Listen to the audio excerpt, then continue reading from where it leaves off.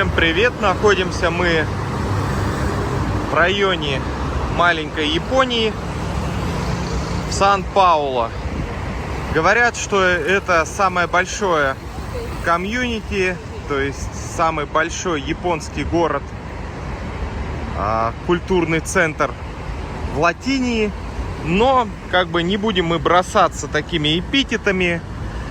Как правило, куда бы ты ни приехал, там говорят самый большой японский город, или самый большой Чайнатаун, или еще что-то. Вот. Но здесь действительно ощущается своя какая-то определенная атмосфера. Она чувствуется, потому что какая-то пошарпанность, облезлые какие-то дома, заклеенные всякими маркерами, объявлениями, закрашенные граффити, и это действительно придает как бы этому месту такое ощущение, что это живое. Это не просто какой-то памятник там архитектуры, вот, это не просто какой-то туристический район, а здесь люди живут каждый день, вот, бьются как рыбка об лед и стараются выживать. Конечно, я вспоминаю Чайнатаун Сан-Франциско. Он там вообще гигантский. Также мы на Гавайях были и снимали. Там тоже как бы своя атмосфера, своя интересная эстетика. Вот. Но в любом случае, надеюсь, вам будет интересно это все посмотреть, как это все выглядит. Вот. В Сан-Паулу везде идет стройка каких-то высотных зданий. В буквальном смысле везде. Просто куда бы мы ни повернули в свой взгляд, то есть этот город отстраивается. Хотя, с другой стороны, если честно, я как бы не чувствую этот город как бизи, как какой-то, ну, бизи, даже не знаю, как перевести это. Что здесь дискомфортно как-то из-за людей. На самом деле здесь все как бы находится в балансе. То есть вы видите, мы идем с вами. Есть где идти, то есть проблем у нас никаких нет. В Сан-Франциско, конечно, не так. Ты идешь, там люди на людях и так далее. Вот здесь немножко все по-другому. И Сан-Паулу не чувствуется как бы таким мегаполисом, потому что людей не так много. То есть город отстраивается, он большой, он индустриальный, он жилибельный. Но с другой стороны нет ощущения, что ты прям в каком-то дискомфорте находишься. Вот это интересная такая история. И перед приездом в этот город меня пугали, что Сан-Паулу он криминальный, что здесь загазованность большая какая-то или еще что-то. И я хочу сказать вам: нет, все как бы нормально, все отлично. То есть вы видите, да, оставили фасад от старого дома, а позади него построили уже новое строение. Очень красиво это выглядит, очень красиво. Конечно, молодцы. То есть я хочу сказать, что, конечно, расходится мое впечатление с теми впечатлениями об этом городе, которые мне рассказывали. То есть город комфортнее, чем я ожидал. Здесь много всего интересного. Вчера ходили в клуб, в готический клуб. Посмотрели, тоже очень любопытно. Итак, друзья, я вас всех приветствую. На фоне играет русская группа. Находимся мы в готическом клубе. Сейчас попробую вам все это показать, как это выглядит. Это у нас город. А где мы находимся? В Сан-Паулу. Вот так этот клуб выглядит. Здесь интересные коктейли. Вот. Но нам даже не хотели продавать коктейль. Инферно назывался, потому что не хотели нас соскребать ну, как бы с пола. И когда мы все-таки добились того, чтобы нам налили данный коктейль, мы поняли, что его пить невозможно. Вот. Сейчас мы с вами немножечко спустимся. Это Сан-Паулу, клуб. Вот как он называется, вот читайте. Итак, поехали в путешествие. Открываем и попадаем вот в такую комнату интересную. Кстати, в пятницу будет здесь выступать русская группа, нам уже сказали. Давайте дальше исследовать это все. Здесь какая-то барная стойка, все темно, все очень так готично. Здесь такие цепи, девальщинка, да? Вот. Спускаемся, здесь внутренний дворик. вид на какую-то панельку, в общем, с экранами, со всем остальным.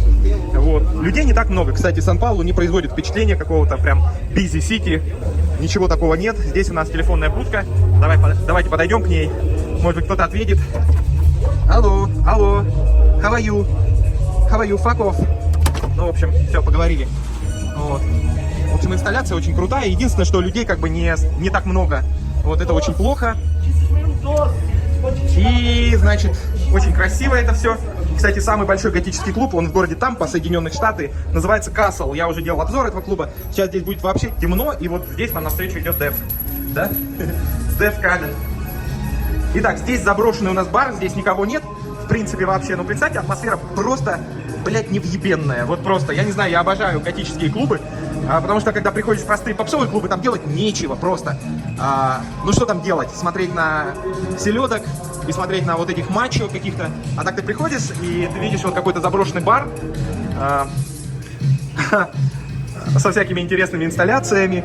И здесь никого нет вообще. Приходи, ты просто сидишь и просто улетаешь в инферно. Я не знаю, это очень-очень классно. Это очень здорово. Но вы скажете, что я немножко выпил вот этого все-таки коктейля с абсентом.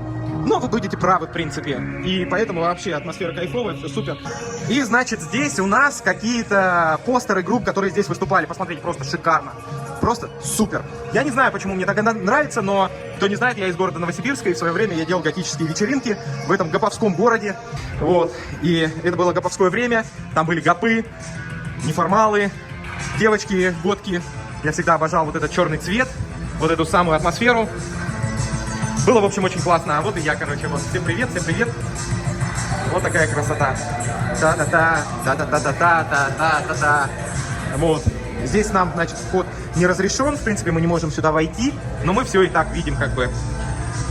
Итак, вы спросите, а где же танцполе? Мы, конечно, сейчас с вами пройдем в танцполе. Посмотрим, как это выглядит. Посмотрите, какой туннель просто шикарный, с такой, с дымом, с определенным. Здесь какая-то застрявшая инсталляция крутого бодибилдера. Дальше мы проходим с вами. Опять же попадаем вот в этот дворик с видом на панельку. А вот у нас эльфы стоят, вот видите, с ушками. Вообще мне нравятся люди, которые отрываются и не блокируют себя, свое ощущение жизни. Вот с этим светом мы фотографировались. Я, наверное, опубликую свою фотографию в группе в Telegram. Получилось очень классно. Очень здорово, смотрите. Просто красота. Вау! Итак, заходим в танцполе. Здесь нас встречает оторванная голова. Привет, госпоже Мизулиной. Итак.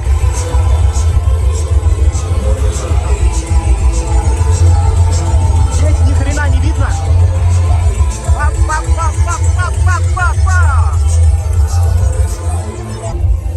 Здесь какой-то портал куда-то, а здесь у нас дверь. Итак, пойдемте подниматься по этому порталу.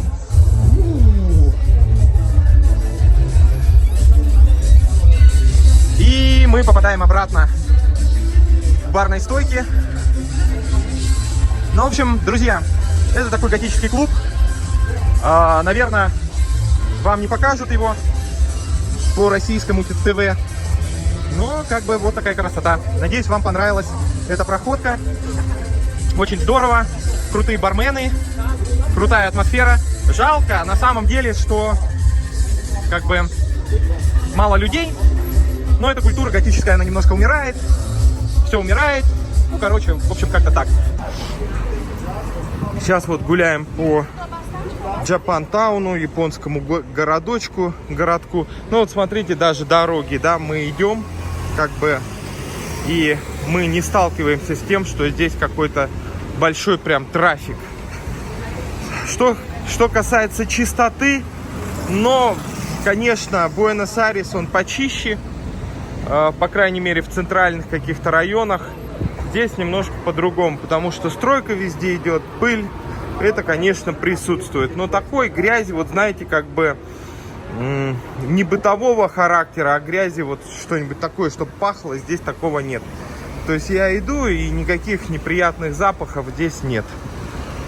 То есть в этом отличие от многих каких-то азиатских крупных городов, таких как Бангкок, допустим, или Малайзия, да, там Куала-Лумпур или еще что-то. Нет, здесь все как бы приятно. Приятное ощущение от города. То есть, скажем так, ну где-то 3 с плюсом по чистоте. Чисто из-за строительства. Также хочу сказать, что не сталкивались мы с тем, что здесь, допустим, невозможно там покушать или найти ресторан. С этим проблем здесь вообще нет. То есть город намного комфортнее, чем мы ожидали. Город намного интереснее, чем мы ожидали, чем нас подготавливали. Город не такой опасный, чем нам все рассказывали и рекламировали его. Но он вот такой серый. Вот посмотрите впереди, да, здесь какие-то здания такие индустриального характера. Они серые, кубические какие-то. В буквальном смысле это везде. Как бы в Сан-Паулу это везде. Ну и, конечно, сталкиваешься с разбитыми какими-то дорогами и так далее. И у нас уже было отключение света. Потому что, посмотрите, здесь провода на проводах. И, наверное, это одна из отличительных особенностей этого города. Мы даже гуляли где-то в парке. Вот, и там просто в парке просто гигантское количество каких-то проводов. Прям просто невероятно, как они разбираются с этими, со всеми проводами. Поэтому эти провода периодически обрывает. И либо у вас обрывается интернет, либо свет, как у нас было на полдня, был обрыв света. Ну, вот то, о чем я говорил. Вот видите, идет строительство, да, и отсюда пыль, какая-то грязь. Я вспоминаю Торонто. Вот в Торонто то же самое. Там город отстраивается, там много новых строений каких-то определенных. И даже в центре вот какая-то такая грязь от ремонта, от определенного. Поэтому есть с чем сравнивать. Вот. Но по ощущениям здесь я себя чувствую даже лучше, чем в Мехико-Сити. Потому что в Мехико-Сити, конечно, там сдавливает дыхание. Ты находишься на высоте от уровня моря. Ну, вот видите, мы идем здесь. Рестораны, все на любой вкус. Все очень хорошо. Были мы в музее. Вот. Арт-музей тоже очень интересный. Красивый, там есть что посмотреть. То есть коллекция разных художников представлена. То есть и там Боттичелли, и Ван Гог. То есть все знаменитости там представлены у них. То есть тоже хороший арт-музей. Поэтому обязательно посещайте. Он интересно там сделан. Любопытно как бы внутри. И любопытная коллекция. То есть со стороны музеев, да, есть куда сходить. Со стороны парков мы ездили в ботанический сад. Ботанический сад тоже любопытный. Очень-очень приятный. Он сделан в таком колониальном декаденсе. То есть там какие-то разрушенные врата. Вот, какие-то ступеньки, заросшие в джунглях, да, в каких-то в определенных. Там прекрасный ресторан. Тоже недорогой, что удивительно для такого места. Потому что обычно, когда приходишь куда-нибудь в ботанический сад, там ресторан очень дорогой. А там замечательный, под живую музыку, то есть все. То есть я хочу передать в этом ролике, что наши ожидания, негативные ожидания, они не оправдались вообще никак. То есть вообще никак не оправдались. Мы не столкнулись с тем, что нам обещали. Ну вот вы видите, мы идем с вами. Здесь нет какого-то количества вот каких-то людей, да, по типу агрессии или криминала или еще чего-то. Единственное, конечно, вот видите, такие небольшие продуктовые магазинчики. Единственное, что здесь люди бегут, вот особенно вечером, бегут. И это напоминает Москву, когда мы были в Москве, жили в Москве, там тоже вечером все люди бегут, возвращаются, пытаются. То есть та же самая ситуация и здесь. Та же самая. То есть, несмотря на то, что вы сейчас видите расслабленных людей, вечером они здесь все бегут, все заняты. Вот. Дороги разбиты периодически, там что-то. Ну, в общем, вот он такой Сан-Паулу. Он такой интересный достаточно город. Есть что здесь посмотреть.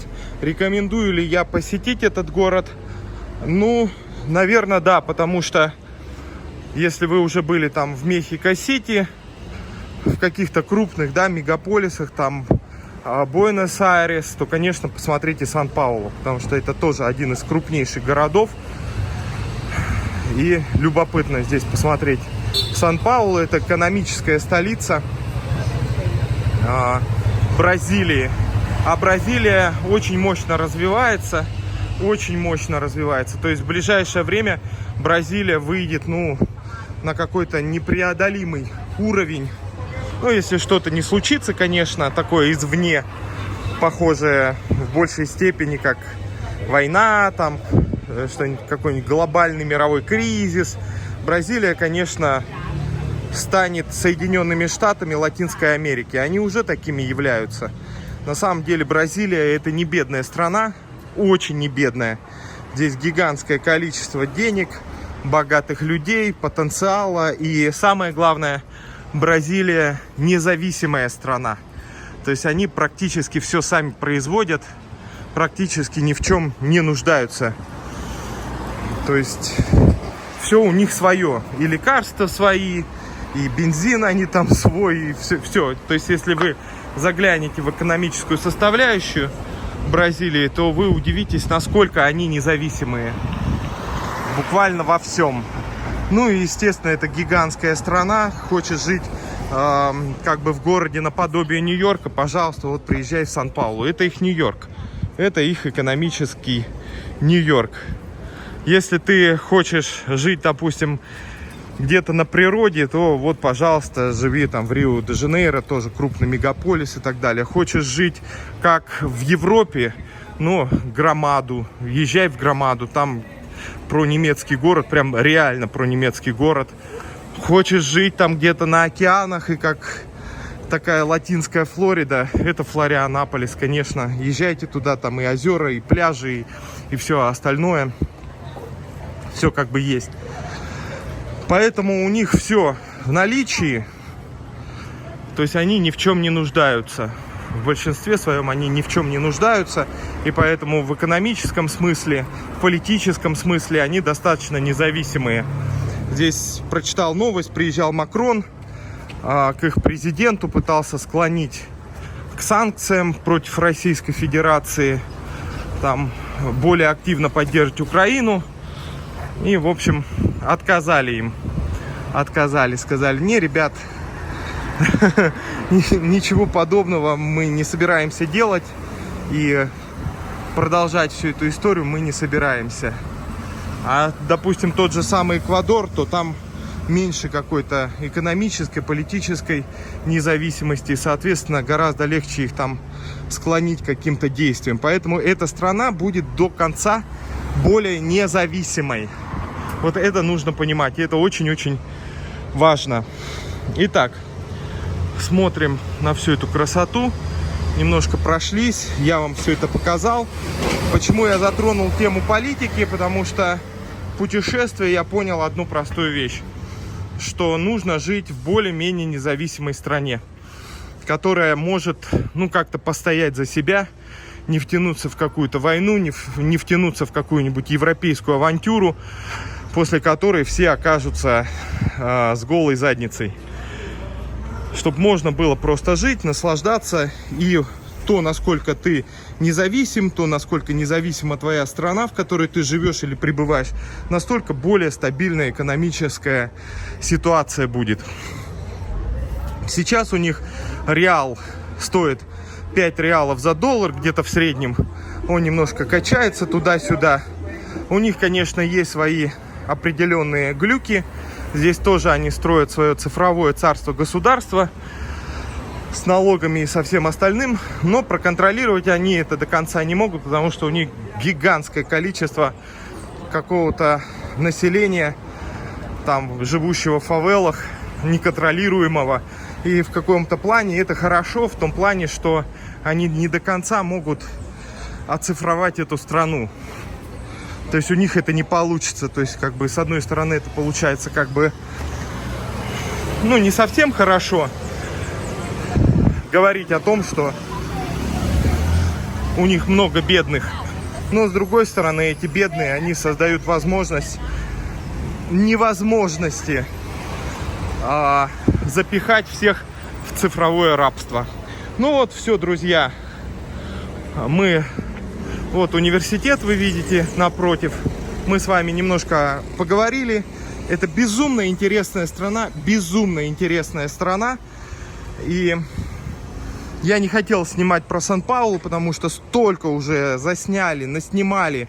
Сбегали фавелы, показали помойки и все остальное.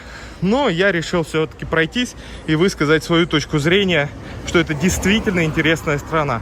Если бы я собирался переезжать куда-то, я бы не в Аргентину переезжал, я бы переезжал в Бразилию. Вот это мой совет вам. Ни Аргентина, ни Эквадор, ни Чили, ни Уругвай, Парагвай и все остальное. Если вы собираетесь где-то жить, переехать надолго, и чтобы вам комфортно было и была возможность менять какие-то локации в своей жизни, переезжайте в Бразилию. Просто переезжайте в Бразилию. У вас будет больше возможностей что-то менять в своей жизни внутри одной страны. И эта страна достаточно независимая. Время, конечно, покажет, прав я там, не прав. Но вот пока такие выводы. Все, увидимся в буквальном очень скоро в эфире. Я выйду в эфир, у меня есть эфиры. Стримы, я в большей степени стример, нежели блогер, вот как бы каких-то влогов. Всем спасибо, всем пока. Обычно я выхожу в стрим где-то в 10 часов вечера по Москве. Подписывайтесь в группу Telegram, чтобы ничего не пропускать. До свидания.